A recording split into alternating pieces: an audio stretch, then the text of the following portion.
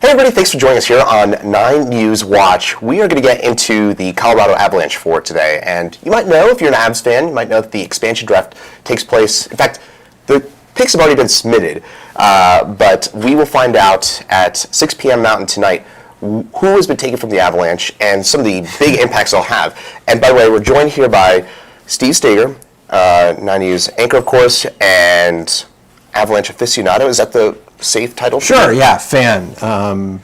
I call myself more of a fan than anything because I don't claim to do any reporting on this team at all. I leave that up to the professionals, but just a fan with deep-seated interest. But yeah, you were saying we have to wait until tonight.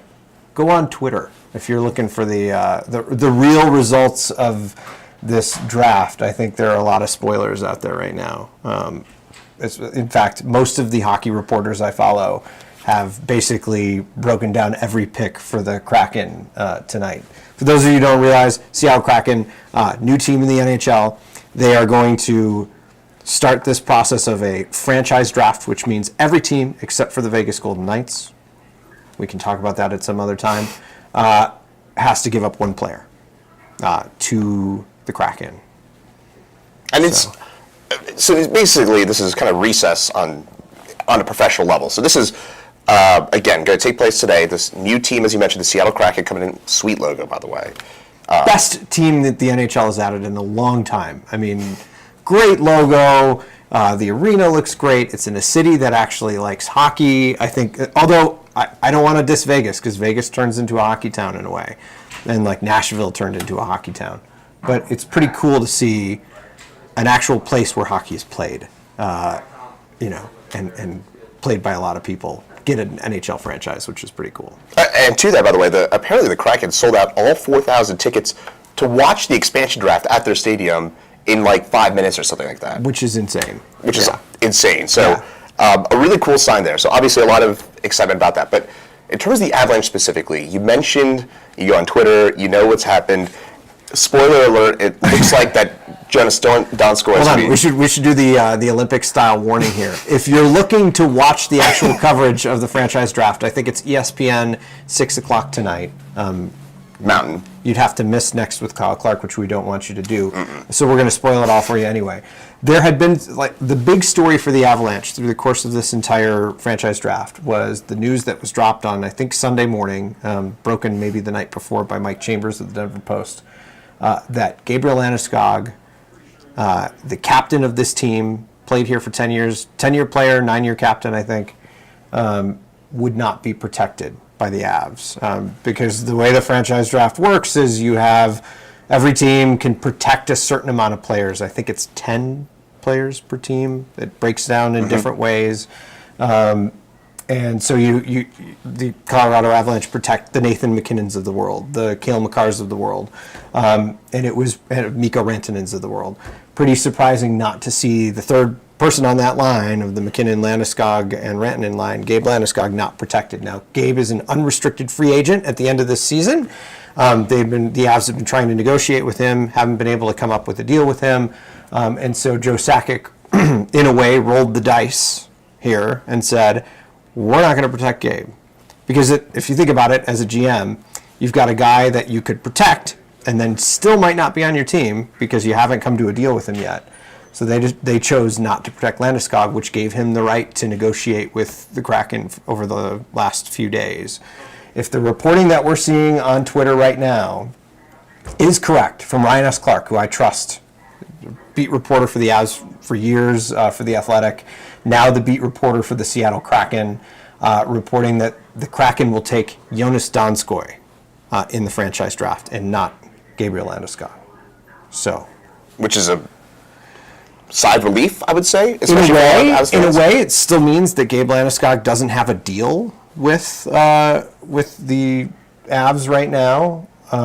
Could hit the open market soon. There are going to be other teams that are interested in him, but it means, and some of the analysis I've seen of it on Twitter, just from different Twitter prognosticators out there, is that if there was a team that was going to blow a lot of cash on Gabe Landeskog, it probably would have been the Kraken. And the Kraken decided not to do that, which now gives the Avs the ability to try to negotiate with him. So, and also to kind of break it down, by the way, free agency starts a week from today, so it'd be July the 28th. So the Kraken, as you kind of mentioned and alluded to, they basically, I wouldn't say have an open checkbook, but they can offer way more money than the Avalanche can. And the rumors are the Avalanche are trying to keep Landeskog between $5 to $6 million a year. Kraken perhaps closer to about $8 million a year, is my understanding in terms of that reporting. So obviously, you're talking about when it comes to Landeskog, I think it's also worth pointing out that yes, he's obviously on that top line. Yes, he's a key player. He's been a captain, but I think outside the rink, his impact on the community. He's been here for 10 years. He was there through that 48-point season. He's been there through thick and thin. He's kind of, even with McKinnon, I think you can make a reasonable argument that Landeskog is one of, if not the face of the franchise. 100%. Tom Green and I were just talking about this. I mean, McKinnon obviously is your face from the stupid good hockey player side of things. Like Gil McCarr will be that too. But when it comes to getting in front of this team and getting in front of tough times, all the bad things that have happened both on the ice and in the community here, Gabe Landeskog is the face of that. He's also the face when this team had a 48-point season.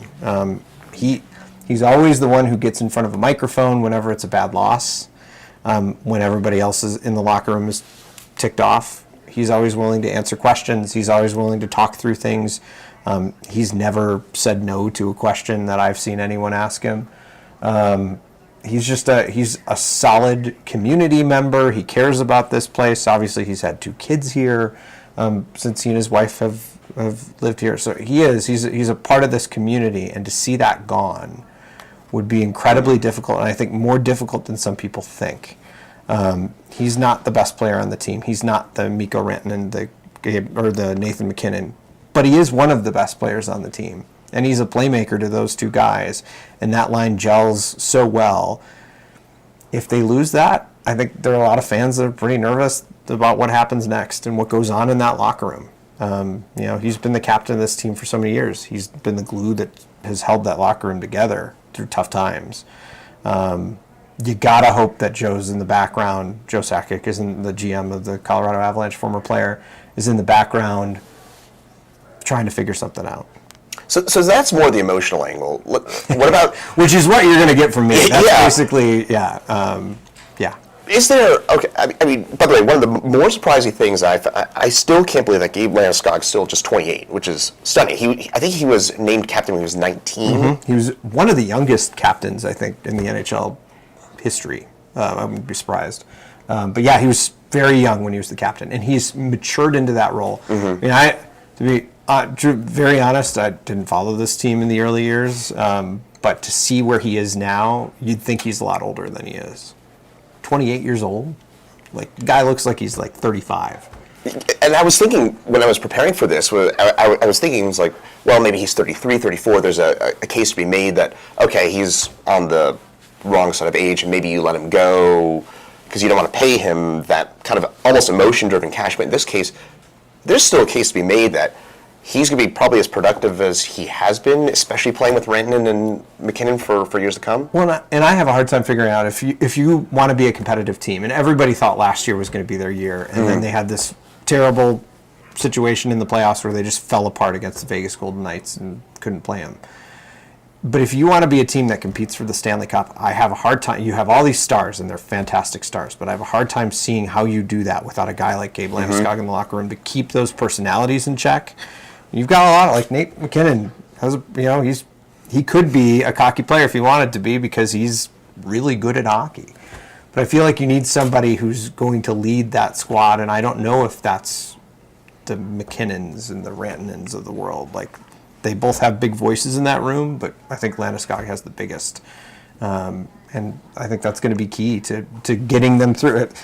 The odds makers, I keep getting emails from the odds makers sending out press releases that say the Avs are favored to win the Stanley Cup next year. Now, who knows if that'll change based on this team that we're about to see develop out of Seattle, because we all know what happened in 2017 when the Vegas Golden Knights came around. I mean, they built this beautiful team, and they went to the Stanley Cup Finals. They didn't win, but they had a hell of a year in their inaugural season. So it'll be interesting to see what happens with Seattle going forward. And they've been competitive ever since. Donskoy, assuming he's a loss, again, it's not official. We won't find out until 6 p.m. tonight whether or not that's official. Let's say he is the guy. What kind of loss is that for the Avs? I think it's a big. He's a good second, third line player. People who followed this team during the playoffs and the lead up to the playoffs will remember. I think it was the first game that fans were back at Ball Arena. Ball Arena. I do the same thing. Ball Arena. Yeah. The first time fans were back at Ball Arena for the season, Jonas Donskoy scored 3 goals, a hat trick in the first period. Just fun to watch. He's offline. He's a great character guy, but he'll make any team greater. He made San Jose great when he was there. You hated to play against him. You loved him when he was on your team, and I think you'll hate to play against him again. If that, again, indeed is the case. But I trust Ryan's reporting, and I think that probably will be what ends up playing out tonight. And you get, maybe on the positive side, if that's the case again, you get the $4 million back, because Donskoy is owed $4 million a year for the next 2 years. He signed with the Avs from San Jose back in 2019 at $4 million a year for 4 years. The Avs have to certainly have to pay Grubauer, their goalie, Philip Grubauer, who's an unrestricted free agent, and Cale Makar, who you mentioned. He's due for a big payday after a monster year, and obviously he's one of the key players for the Avalanche moving forward. Maybe it helps out in that regard, at the very least, that you can, and again, we're just two dudes talking about sports here, so we're not exactly going to break down the cap here, but the point is maybe at least get some of that money back so you can pay some of those guys that you have to pay at some point. Miro Heiskanen down in Dallas. Similar situation as Cale Makar. 8-year contract, $8 million a year. So you got to think, like, Cale's on an entry-level contract right now, and will be a restricted free agent here soon. You got to kind of throw money at him, which I think the Avs will do. I think there's a hope in this town that Cale Makar will be that guy that sticks around here forever, kind of like everybody kind of hoped Gabe Landeskog would be. You've got that. I always think about the future, too, and the fact that you've got Nate McKinnon, way undervalued in his current contract, coming up soon, so you've got to think to the future and paying him. Philip Grubauer, could the Avs go out to the market and find another goalie that's as good as Philip Grubauer? Maybe. I don't know. Not sure on that. But I think he's crucial to try to keep around, too. He had a hell of a year last year. Vezina finalist. Led that team in the playoffs. Just kind of an unbelievable performance in a couple of games and saved him a couple games. So, yeah, I mean, there's a lot to negotiate here, and Sakic's got a lot on his plate. But I also think that there needs to be a priority to save a guy like Gabe Landeskog.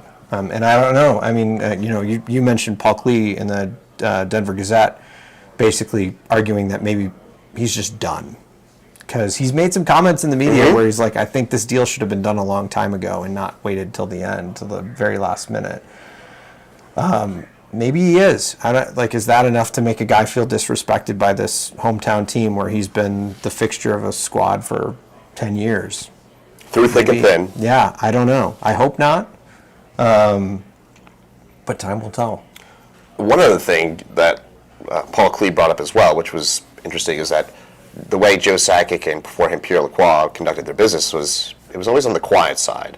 And so for Landeskog to come out and say publicly this should have been wrapped up 8-10 months ago, I don't know. We've seen this in sports many times where there's bad blood and then next thing you know, you get paid, money fixes everything. Do you think that this could be a breaking point between the two sides? I don't know. I mean, I'm one of those homers that likes to think that there was a wink, wink, nudge, nudge thing. Like, go ahead, go to the media. We're going to make this move. We're going to not protect you during the franchise draft. So make that move. I don't know. I'm a wishful thinker, and maybe that was the deal. It probably wasn't, and who knows if there's bad blood. But yeah, like you said, money can solve things. Respect can solve things. I don't know. Nostalgia can solve things. Will he? And there's a lot of expectation now that maybe the pendulum swings back toward the Avs in this situation. That where like Seattle had the cash, they had the ability to negotiate. If they weren't going to spend that money now, why not spend that money, or why spend that money in the future? And if they're not going to spend the money on Gabe Landeskog, is there another team in the league that would do it? Probably, maybe. He's a pretty well-known captain. He can kind of come in and easily command a locker room. I don't know. Imagine for the Kraken, I mean, having a built-in captain like that from day one. I mean, what an opportunity that could be for them, but apparently, again, passed on. Again, a lot of things to work through. But before we get out of here, Ryan Graves lost. Oh, yeah. Again, this is also related to the expansion draft coming up tonight. Think about the D-men that Colorado has had over the years. You've got Cale Makar, obviously rising star. Samuel Girard, who was just a steal during the Matt Duchene deal, and just has been exponentially great ever since he's gotten here. And then just last year, Devon Taves was a huge acquisition by the Avs. Then he had Ryan Graves, who was the plus-minus leader a couple seasons ago. Like when he was on the ice, good things happen. He's getting paid because of that. And I thought this was a very smart move by Joe Sakic to say, we can only protect 3 of them. Like, if it goes to market, we're going to probably lose Ryan Graves. So why not try to get something for him and trade it away for, I think, $4 million of contract, traded away to the New Jersey Devils. They get a pick that they were missing, I think, in the next draft, a second-round pick, if I'm not mistaken. Yep. We know how well Sakic has drafted, so that's probably a good thing. And they gave up a bunch of picks this year to get some of the players they got at the trade deadline. I'll miss Ryan Graves. He was a great defenseman. Had a few snafus and a few bad moves in the playoffs that cost them maybe a game or two. But I'll miss Graves. But I think it was a smart move. Any final thoughts on the situation? What would you? Okay, so if I'm Gary Bettman, I'm sitting back and going like, "Man, Twitter is ruining my evening." Right? Like it's just, everybody's basically ruining the entire night that the NHL had planned for this special franchise draft. But maybe, I don't know. Maybe there'll be a big surprise that reporters aren't picking up on. But if I'm him, I'm like, darn it, this would have been good TV. So, Steve, I think the way I would recap this is that, as a fan, as a self-admitted homer, the plan is so funny, keep everyone. I'm from Detroit. I shouldn't be an Avs fan. Well, you're converted, right? I am, yeah. You're a convert. That's a different podcast for Yeah, that. it is. This is not a podcast. The order of operations in your mind would be 1, Landeskog, 2, Landeskog, 3, maybe save some money for some of those future signings. I think so. Yeah, and get some sort of deal with Grubauer, get some sort of deal with Landeskog, but I think Landeskog needs to be number 1. But then again, I'm not a hockey general manager and don't pretend to be. And Joe Sakic has proven to be a very shrewd, great general manager. So we'll see. We'll see, I guess. So again, the expansion draft is at 6 p.m. Mountain tonight. We'll find out again. Reports are that it'll be Jonas Donskoy taken, and so his 17 goals and 14 assists from a year ago will go away. But again, at perhaps potentially keeping Gabe Landeskog. Free agency begins a week from today, so that's the other thing to watch for as well. We'll keep you posted, and thanks for joining us here on 90s Watch. This was fun. We should do this more often. Yeah, we'll definitely do this. We'll mess around and talk about sports. It's better than having a conversation in the corner. Might as well bring other people into it. I like it. It was fun. But anyways, thanks for joining us.